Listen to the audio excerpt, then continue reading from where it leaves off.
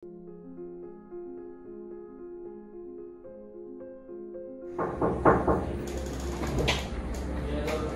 me po, sir. Good morning po. Morning, sir.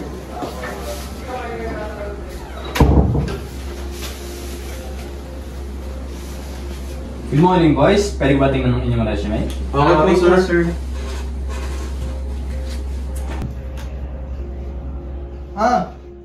Chris, buti nakarating ka. Nabasa ko resume mo. Taga State University ka? Magandang school yan. Opo, sir. Sinubukan ko pang galingan doon. I'm sure you did. Alam mo, mga galing talaga ang mga taga State University. At ikaw naman siguro si Jamie Yes po, sir. Nice to meet you po. May master's po ako sa business at 5 years of experience po sa field na to. Oh, aha. Medyo mataas na ang qualifications mo dito Sure ka ba napasok to sa position mo? Sa tingin ko po, mas advantage yun. Mas madali ako makakapag-contribute sa company. Well, alam mo, we're looking for someone like that fits in our company culture, diba? Ano po ibig sabihin nun? Well, you know, yung tipong nakikisama sa team, parang natural fit lang pa siya.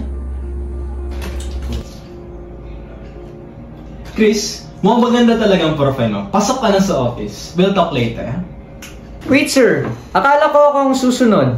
Oh, we're just being flexible right now. So, I can still call you in if you have time. So for now, you can leave.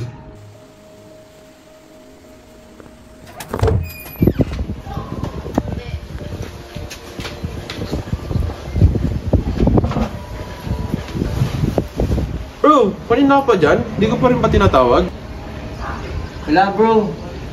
Pero sa totoo lang, ramdam ko na. Baka di ako tawagin.